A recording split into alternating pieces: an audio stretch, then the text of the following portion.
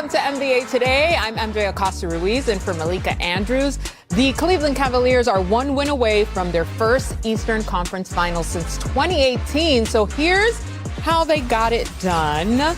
And stay with me here because it gets nuts as we pick it up in the fourth quarter in this pivotal Game 5. By the way, Spears, the Cavs were held scoreless for 5 minutes and 4 seconds in the fourth quarter. Didn't look good. Did not look hard great. Watching that. A little bit. But you know what? The Pistons capitalized off this scoring drought, regained the lead here. Cade, of course, drawing attention. Get it out to Tobias. Corner three. You gotta call somebody. Is he gonna call somebody? Oh. Who is it? Calling his dad Terrell. 100% it's Pops. Always on the line. All right. Cavs would come storming back, though.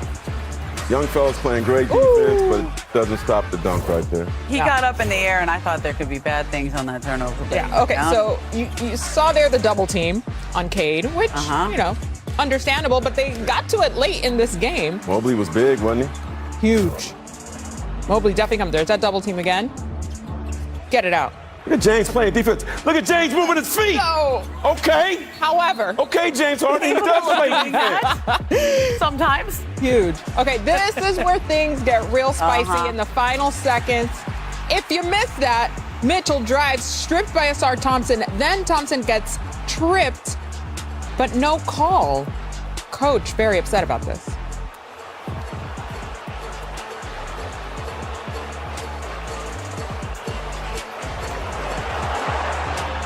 Aaron Allen on that triple. He fouled Asar. It's bad. I mean, clear. He trips him when he's going for a loose ball. In the game situation, you know, that's tough.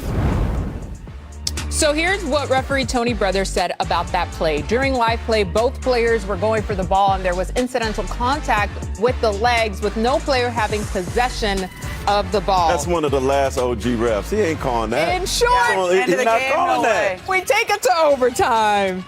Spida doing what he does. Banks that one in. He's back.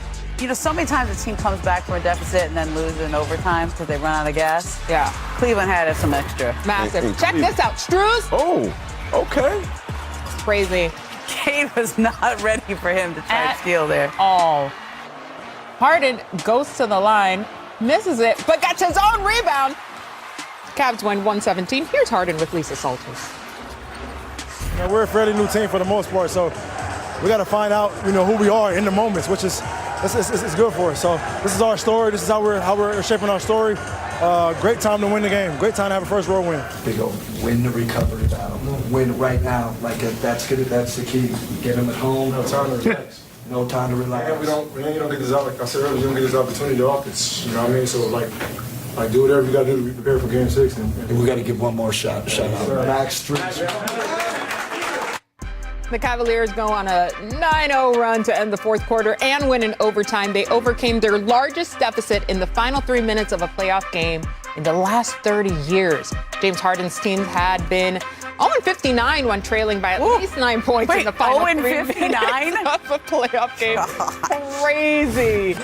Wow. Thank goodness we have two of our senior writers here with me, Ramona Shelburne and Mark Spears. Yeah. Guys, craziness for sure. This is what we sort of expect a little bit, but not to this degree. Ramona, the Cavs are now one win away from advancing here. What is their mindset going into Game 6? Well, I think you heard James Harden say some of that, which is we got to win right now. Yeah. It's Game 6.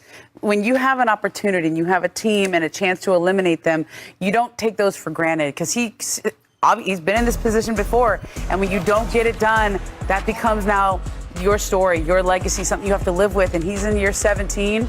He doesn't know how many more of these opportunities he's going to have. And I think that's why he was open to going to Cleveland. You know, he could have vetoed that trade from the Clippers. He's from Los Angeles, but felt like this team gave him a chance to win, and they're right there. And they don't want to let that opportunity slip through, so they got to get it done in Game 6. No question. I mean, it's quite literally do or die. Mark, you've spent a lot of time with Donovan Mitchell this season. How poetic is it that he is on the cusp of getting to the conference finals, really for the first time in his career? This is the biggest game of his career for several reasons. I'm not putting extras on it. That's what it is. One, he's never been in the conference finals in his career. Two, he told me at the beginning, a couple weeks ago, that he and James and Joel Embiid have more to prove in the playoffs than anybody. Three, he's from New York. Right. Is that a bad accent? He's from New York. the New York Mets put food on his table. He used to be in their clubhouse all the time. Yeah. His dad works there. Right. He was a high school star in New York. He started the season in New York. He wants to finish the regular season in New York. Playing against the Knicks, his childhood team, went to the Garden as a kid, is a huge deal. And if that's his path to the finals and he's able to do it, I don't know if he could write it any better than that. Also, the but Knicks he has to win first. Also, the Knicks who had a chance to trade for him and didn't Oh.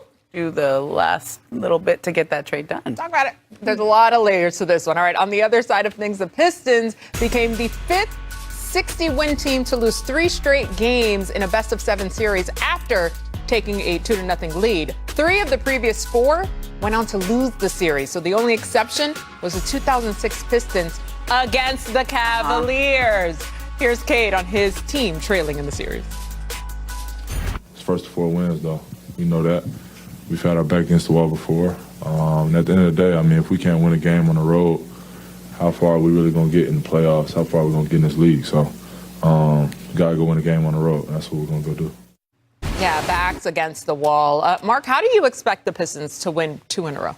Well, one, maybe their fans could show up to Cleveland the way the Detroit fans not far. ride. No, At all. They took over the arena. They showed a lot of disrespect in Detroit, but I think Jalen Duren's got to get them back. I mean, we know what Cade is. Jalen's an all-star too. Trajan Langdon, the general manager, and their coach both told me, JB, that they weren't upset about not making a trade for another scorer. They felt like they were fine. They wanted to give their guys a chance. Jalen didn't get much of a chance last game. He only played a little bit in the fourth quarter, didn't play in overtime.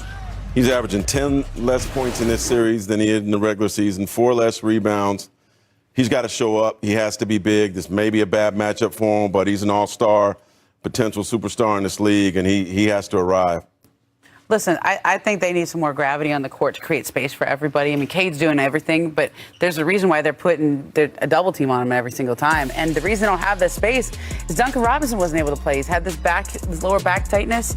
It's kind of popped up throughout the series. So you know what gravity is? That's like one of those things coaches talk about. Mm-hmm. We learned about it in school, right? That's like the gravity of a planet, right? Okay. Pull. Yeah, you learned about gravity in They school. go to Stanford like that. Stop it. Okay. No, But this is one of my favorite terms, and I can't believe this is really a stat now. Like, how do we measure gravity? Are we actually doing the physics? Or are we just saying that it quantifies the measure of a player's impact on defensive movement related to expectation from floor spacing? Gravity means people respect you. They got to guard you out by 3. Duncan Robinson is one of the biggest gravitational pulls in the playoffs. So I guess in that graphic, he'd be Mars. Is that right if we're talking about the planet? Like SGA would be Jupiter, and then Saturn would be Wemby. We're just going in order of planet. They're missing a lot of gravity, and gravity creates space. That's why he's got those contracts with Miami Heat and the Detroit Pistons over the years. And from what I'm told, he's gonna try to play in Game 6. It's hard to predict. It's still got to do some work, but there's a chance he can come back in Game 6 with this lower back injury. Another guy who has some gravitas. There you go. Cade Cunningham, Spears. I mean, he has just been quite literally the MVP of this Pistons team throughout the entire season. Ain't no gravity for him. He on Earth, and he's getting double teamed, and he can't breathe anywhere he goes. Coach Bickerstaff mentioned it after the game. They definitely need Duncan back. And you have somewhat update on him, I think, or? Yeah, I think there's a chance that he can play in Game 6. He's got it's still to be determined, right? You don't want to say yes yet, but he's going to try. He needs him. No matter where he goes, he's got this has been a brilliant defensive plan from the Cavaliers. It's not going to change. That's what makes it tough. Also, when you don't have a second I was waiting guy. for JB to go off on the refs a little bit. Cleveland has shot like 46 more free throws in the last couple. Tony games. Brothers don't play though. I know, but that's a difference in the last couple games here. All right, These are the vet before refs we now. go, These are we different have refs. A little bit of trivia for you guys. So here we go. Since the playoff expanded in 2003, can you name the only team to reach the conference finals after losing its first 5 road games in that preseason? 2003. I'm going to go with the Boston Celtics in 08. I'm gonna second that. You would be correct. Hey! Not Perk's team. I covered that team. Hey, look at they kept going to young Game 7 every young time. up and coming Perk. Yeah, they can only win at home. Look how svelte that brother is, Hey. boy. Look how svelte. Love that. All right, coming up, the Knicks have time to rest and plenty of time